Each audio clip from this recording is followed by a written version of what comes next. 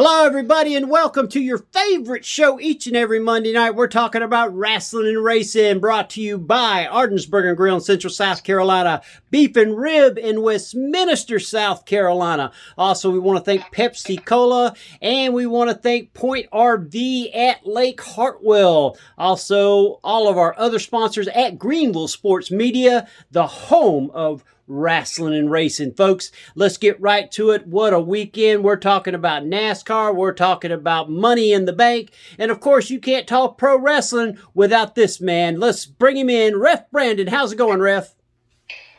Absolutely fantastic. How are you? Doing great. How was your weekend, sir? Good. I watched Worlds Collide Saturday, and I watched Money in the Bank on Saturday, so that makes for a good weekend. How was Worlds Collide? I really didn't even get to watch it. I thought it was absolutely fantastic because since there's no, storylines involved with it, because it's just the battle of, American wrestling versus Mexican wrestling, you ain't got to worry about the stories making sense or learning stories because there are no stories. You just sit back and watch the amazing wrestling. And Mexican style of wrestling is way different than the American style of wrestling. I mean, it's pretty much wide open start to finish, but it was absolutely fantastic. There's a guy that wrestled in the six-man tag team match named Mr. Iguana, and it wouldn't surprise me at all to see him in WWE before long because he has a gimmick where he has a pretend iguana that he uses as part of his character work, and it works out really, really good. He's very entertaining. But the main event was El Hijo del Vikingo versus Chad Gable, and it was a fantastic match. But the commentators were Corey Graves and Conan, and Corey Graves is actually a really good play-by-play guy, and Conan is an encyclopedia of AAA. So it's pretty much Corey Graves calling the action, and during the downtimes, Conan giving all these backstories about luchador wrestling. Oh, okay. Well, I did see Iguana on Money in the Bank. They showed him out in the crowd with his Mr. Sacco version iguana. Yep. So, Yep. Yeah. All right, well, let's get to it. Ref Brandon, of course, it was NASCAR this past weekend at Michigan International Speedway. Denny Hamlin getting the win. Tell us a little bit about it, Ref. Well, Denny Hamlin didn't pass for the lead until 4 laps to go. It looked like we were going to have another new winner this year because Carson Hocevar led for a long time, and we also saw other guys up front that either have never won or hadn't won this year. But Denny Hamlin ends up getting his 3rd win of the season. He ties Christopher Bell and Kyle Larson for the most wins this year, and he says he's still got a son on the way, and if he has to miss the race this Sunday, he will. So apparently the child is due at any time. But Chris Buescher comes home 2nd. We had Ty Gibbs, Bubba Wallace, Kyle Larson, Ross Chastain, Zane Smith, Kyle Busch, Ryan Preece, and then rounding out the top 10, finally getting a good run, is Brad Keselowski. He is 32nd in the points. Wow. It's hard to believe that he leaves Penske and goes to Roush Fenway Keselowski, and Chris Buescher and Ryan Preece are both outrunning him, and they're not barely outrunning him. They're by far and away outrunning him.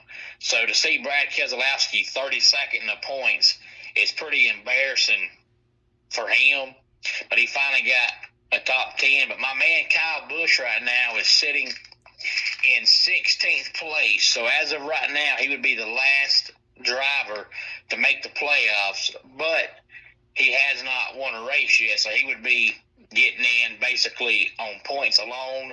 But the way he ran last year, if he just gets in the playoffs, I'll be happy. But I'd like to see him get a win somewhere. But he qualified 2nd yesterday, so it seems like the car is slowly finding speed. But another big announcement, Jay, from the NASCAR world over the weekend was that Dodge is coming back to the Craftsman Truck Series starting next year.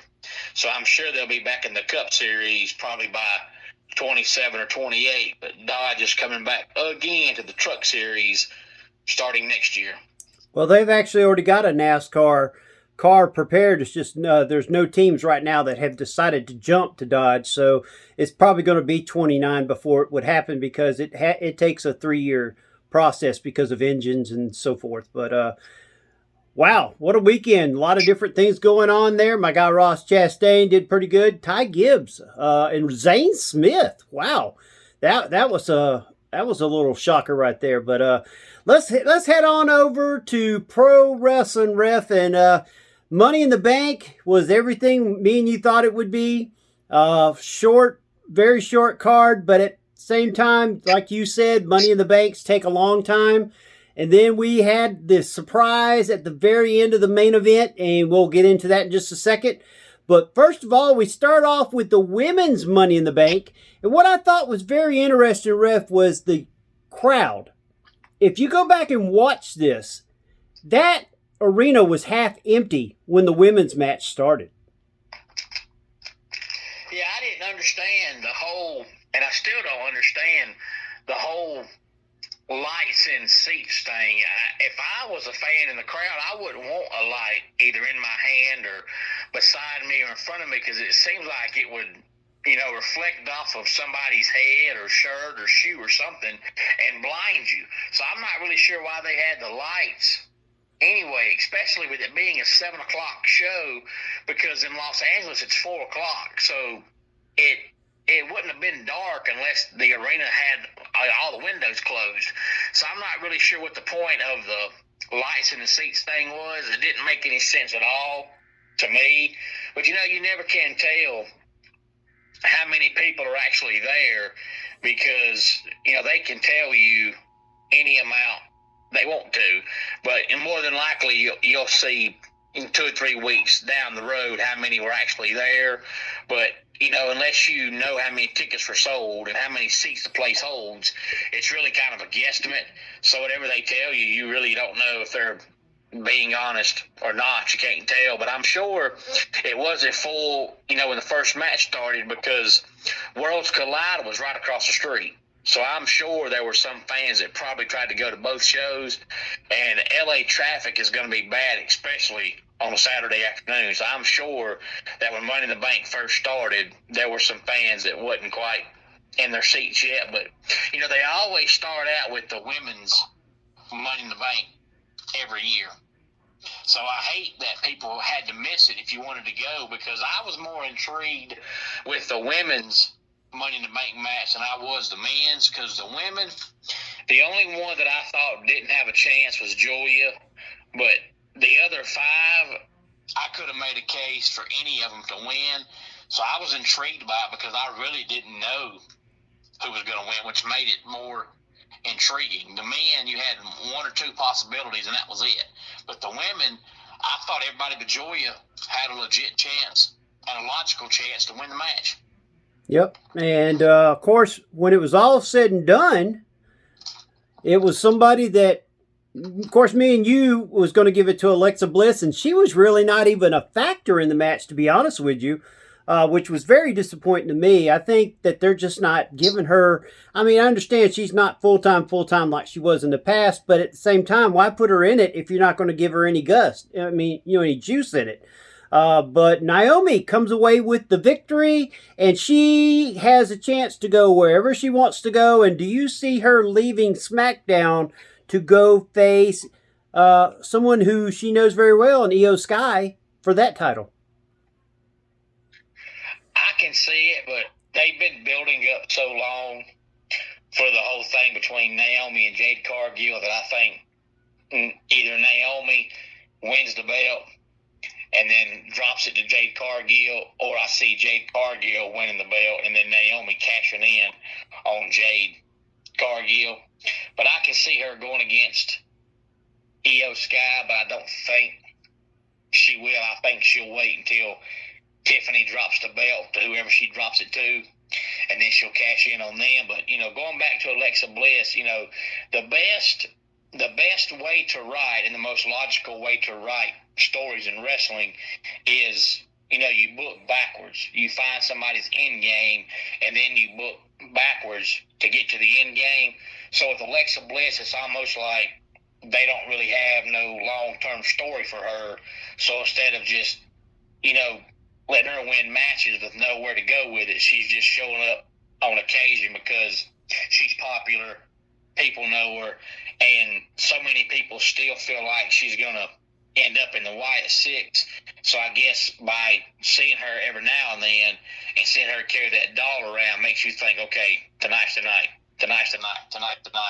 But it just seems like they don't have no long-term story for her, so she just shows up, on occasion.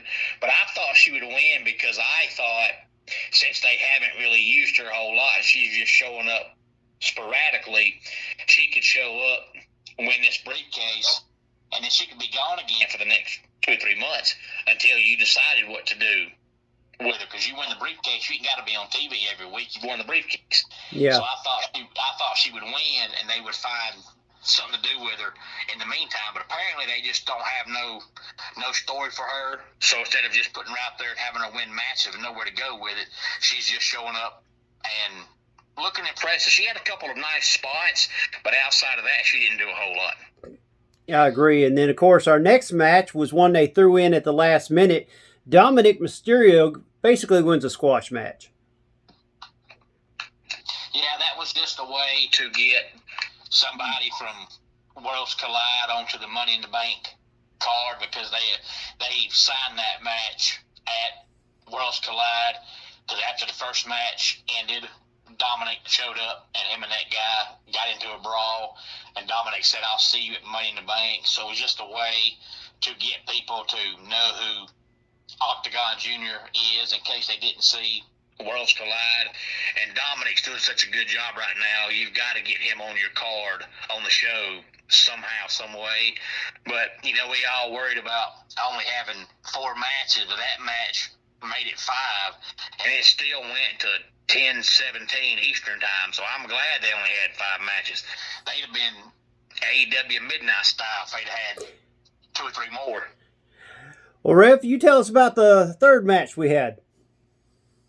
The third match went just about exactly like I expected. We talked last week, and I said, to me, Becky Lynch has to win because, she just re-signed. She just showed back up. She's lost to Lyra twice. It makes 0 sense for her to lose to Lyra again, so she can't challenge for the women's mid-card belt. So she turns right around and challenges for the world title. That makes 0 sense. So to me, that stipulation pretty much told you Becky wins the match, and she did. And they've already wrestled twice. This was the 3rd time, so there wasn't a whole lot you hadn't seen yet. So the match was good. But that stipulation to me pretty much just told you Becky wins the match. But, with the aftermath of the match, they may end up having another match, but I hope not. I hope they're done. But, Lyra needs to do something because Lyra to me is a fantastic wrestler. I agree. And I hope now with all the great women they have wrestling and all the great storylines they have that Lyra doesn't get lost in the shuffle like Alexa Bliss because she needs to be on TV doing something. She's a really good wrestler. And Evolution's coming up in about 5 weeks, and it's going to be an all-women's PLE. And Lyra needs to be on that card in a meaningful match somewhere, not just in a match because she's a good wrestler, but in a match that actually means something. She's too good to not have a meaningful match on a women's PLE. And if everything works out right, I'll be there that whole weekend. There's going to be quite a bit going on in Atlanta that weekend with NXT, Evolution, and also Saturday night's main event. So hopefully I'll get a chance to go down there for that. Also, I want to talk about the next match, which was the men's Money in the Bank. This match was very intriguing, and especially I think they kind of gave it away on SmackDown the way they pulled the 2 mega teams at each other's throats. And of course it ended that way with, first of all, we had a great match going, and then Seth Rollins screams for Braun Breaker to come down to the ring, and also Bronson. And then when they get there and they create all kinds of havoc, out comes Jacob Fatu and Cobb. They start tearing them up. But then something happened that everybody kind of knew was going to happen, but we just didn't think it was going to happen the way it did. And that is Fatu switching himself and creating Solo by destroying him into a ladder. And after he said, I love you, then he said, I hate you. By the time he leaves, there's nothing but a mess in the ring. And when it's all said and done, like you said, Seth freaking Rollins becomes the Money in the Bank, which means he's got all the power on Raw. And we already know what's going to happen. It's just, is it going to happen at SummerSlam? Is it going to happen at Royal Rumble? Or is he going to wait and hold on to it till WrestleMania? Well, you and I got this match wrong as well, but I'll take a pass on this one because when we did our podcast last week, they still hadn't announced who the last person was going to be because they had the final guy, in a match on Raw, and I thought CM Punk would win because he's too popular, in my opinion, to not be on the card, so I picked CM Punk because I thought he'd be in the match. But when El Grande Americano won last week, I said, well, Seth Rollins wins the brief. But to me, it was too obvious. That's why I kind of thought you needed to have CM Punk in the match because, to me, after CM Punk doesn't qualify, Seth Rollins is the only guy in the match that you can see winning the briefcase. So it didn't matter what happened in that match. You pretty much knew the outcome was going to be Seth Rollins wins. But I've already completely given up hope on this Seth Rollins storyline they've got going on. I don't care what happens. I'm done with it. It makes no sense to me. They had a chance to tell a story and didn't do it, so I'm lost. I still don't know what Paul Heyman's name is. He always says, don't call me a manager. But he was the wise man with Roman Reigns, and he was the advocate for Brock Lesnar. He don't need to be the wise man no more, but what is he? They hadn't told you. They're still calling the guy the wise man. It's a different storyline now. You can't be the wise man. Plus, the last time we saw Bronson Reed, he tried to kill Seth Rollins, and now they're together. Why?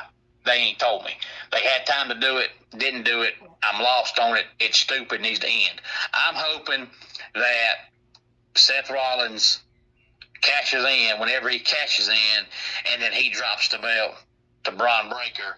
And that's when Braun Breaker goes on his huge good guy run because it's coming. And I'm hoping that's how the faction ends, that Seth Rollins gets mad at Braun Breaker somehow and kicks him out of the group. And then Braun Breaker wins the world title. But plus, the whole thing makes no sense because they're supposed to be a heel faction, but yet all factions are supposed to be equal. Everybody's equal. This faction seems kind of like Braun Breaker and Bronson Reed are Seth Rollins' henchmen. Plus, they're supposed to be a heel faction, and Seth Rollins comes out to the same music and then talks and then gets done and plays the maestro wanting the crowd to cheer for him. Why is the crowd cheering for you? You're a bad guy. The whole thing makes zero sense to me. None of it makes sense to me. Well, but at the same time, Stone Cold used to get cheered when he was a bad guy. I mean, it really depends on the person. Wrestling has changed so much that the heels get more cheers than the good guys anymore. Well, and I know, but when Stone Cold got cheered, he just got cheered because people liked his gimmick. He didn't beg for the cheers. Seth Rollins is begging for the cheers when you're doing your maestro thing. And if you're trying to get over as a heel, you should try to be hated, not turn bad, and then same time try to get cheered. That makes zero sense to me. Well, yeah, that does make sense. All right, well, let's before we go, Ref, let's talk a little AEW. One big thing coming out of AEW is Warner Brothers, due to the positive increase in viewership, is looking at changing Collision off of Saturday nights so they don't constantly have to change due to sporting events that seem to always move it from one day to the other to a different time slot. And they are looking at that. And also, there's even a chance AEW will be bringing their pay-per-views to Max, which is what a lot of people are screaming for. What's your thoughts on this? Well, I've thought for the longest time, but by the way, we didn't talk about the tag team match Saturday. We'll go back to that in a minute. Yeah. But finish up with AEW first. I've thought for the longest time that it needs to be moved off Saturdays, not just for sporting events, but to me, now see, Saturday night's main event might do okay, but it's not every week. It's just once every 3-4 months. But to me, this day and time with so much going on in the world, it's just bad to be on TV weekly on a Saturday night. But I don't know what night they go to unless they pick Sunday, because I believe Friday sometimes Turner Sports carries basketball during basketball season, and I think they carry hockey sometimes on a Friday. Yeah. And you don't want to go to Thursday because then you're having back-to-back nights, so you don't want to do that. So unless they move it to Sunday night, I don't really know what night would be a good night because of the fact it comes on Turner, and Turner also carries baseball, basketball, hockey. So no matter what night they go to, there's a chance that some kind of sporting event could be on. I say go to Thursdays, and the only reason why I say this is Sundays you're going to fight with the NFL, for half the year, and I don't think that's smart business going against the NFL. It's just because Sunday Night Football is one of the biggest pools, so I don't think I would go against Sunday Night Football, but I think Thursday nights. I mean, why not? I mean, you got Wednesday night on Dynamite and Thursday night Collision. I mean, and some of their best thing is whenever they've done shows the day afterwards on a Thursday night, seem to be some of their highest ratings. Yeah, I mean, I'd be okay personally with it going on Thursdays, but I just don't know if it would be good having it on back-to-back nights. Most companies, you look at WCW, they had Nitro on Monday, and then Thunder was either on a Wednesday or a Thursday. It was Thursdays, yeah. Yeah, and then we've had Raw on Monday, and then SmackDown was either on Thursday or Friday for the longest time. So I just don't know if it'd be successful having it on back-to-back nights because, absence makes the heart grow fonder. So having one on Wednesday and then making everybody wait a couple days gets you more pumped up. If you watch Dynamite on Wednesday, come Thursday, you could be like, well, I just saw this last night. Plus, if you're on Thursday, you're competing with TNA, and TNA has some really, really, really good stuff going on right now. So I don't know if you want to do that because TNA is trying to get a better TV deal whenever the current one they've got runs out. And they've got so much good stuff going on, they should get a better TV deal. But I just don't know. I don't know this day and time, Jay, what's considered a good TV deal and what's not. Because they got their own channel. Everybody has these streaming services now. So, I don't have all of them. So to me, as an outsider, I say that's a bad idea. But for somebody that has all the streaming services, it may be a great idea for you. But this day and time, you can pretty much record anything you want to anytime and watch it when you get a chance. Yeah. So I just don't really know what's considered a good TV deal now and what's not because of all the additional channels we have now and the streaming platforms and all that. Yep. Well, let's go back to the main event, which I completely forgot about because actually I didn't think the match was all that great, but the ending was. We're talking about, of course, John Cena and Logan Paul versus Jey Uso and Cody Rhodes. This match, I think the best move of the match was, of course, when Paul jumped off of the top rope and did a moonsault over to the announce table onto Jey Uso. That was the highlight of the night until we saw someone that everybody was screaming for all week. And for what we understand as of today, they did not re-sign him until 30 minutes before the show started. He was not signed with WWE, but he signed 30 minutes before the show, and they included him. And we're talking about Ron Killings. For what I understand, he's not going to be known as R-Truth anymore. It's Ron Killings. That's what he's also being put at the independent scene because he had signed some independent cards, and they're going to let him finish the ones that he had already signed for since he didn't think he was going to be back. And he gave John Cena one heck of a beating. And, of course, Cody Rhodes comes in there, does mop-up duty, gets the win. Your thoughts, Ref? Yeah, I knew the match wouldn't be a whole lot because, John Cena's never been a great wrestler. But now that he's 48 and out of shape, he just moves so slow that you can't do a whole lot with Cena because he just moves too slow. But it makes sense that Logan Paul has the best part of the match because Logan Paul is a phenomenal wrestler, a phenomenal wrestler. And just imagine how good Logan Paul could be if he could commit to wrestling all the time. He'd be the best wrestler that you've ever seen. But he's so good. But Ron Killings is back, and I'm glad he is. And I'm glad he signed a new deal where he's actually going to wrestle, since he's in a wrestling company. He should wrestle.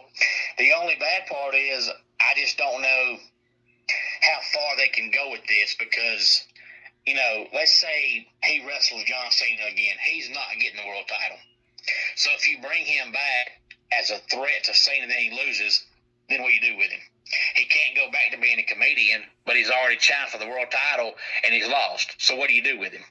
So that's the only maybe bad part, but it makes sense that he's going to come back as a wrestler, since it's a wrestling company. He should wrestle, but it's just going to be a fast adjustment to go from seeing him be an idiot for 20 years, all of a sudden he's being serious. But if you go back and watch his TNA work 25 years ago when he was, Ron Killings, he's a phenomenal wrestler. It's just he spent so much time being a goofball, it's going to be a big adjustment to see him actually, being serious. But if he wrestles Cena again, which he probably will, and then loses, what are they going to do with him? He can't continue wrestling for the world title and getting beat over and over again, because then nobody cares anymore. But what do you do with him? I think if they do wrestle them together, that he'll win by disqualification. I mean, he's not going to beat Cena cleanly, or if he does, the title won't be on the line. But, they'll figure out a way to let him win, but it's not going to be a clean win. Does that make sense? You know what I'm saying? Like you said, it'd be silly to let him win the title from Cena. That's not going to happen. But at the same time, if you're going to bring him back, and especially in the way that you brought him back, you got to get him some kind of a victory, even if it's by disqualification. Logan Paul interferes, or somebody comes out and, you know what I'm saying. There's got to be something more to it. Somebody's going to come that from Kit Ron's past and cause him to win by disqualification, and then that person and Cena just beat up on him until, the Miz shows up, and then it becomes a, you know what I'm saying. It's going to be something silly or something crazy. But anyway, that's my thoughts on it. I thought the funniest part of the whole weekend was people were having a fit over the post-show press conference when Triple H told everybody that it's all part of the story, and people think Triple H is lying. I'm thinking, well, first of all, what else is he gonna say? he can't come out and say, well, yeah, he was gone, but we brought him. Oh, well, we've lost. Ref Brandon apparently lost. There is a storm in the air, so maybe we lost connection with him. But we want to thank everybody for joining us here on Rasslin Racing, and we will see you next week. Of course, brought to you by Beef and Rib and Ardensburg Grill and Central. See you next week.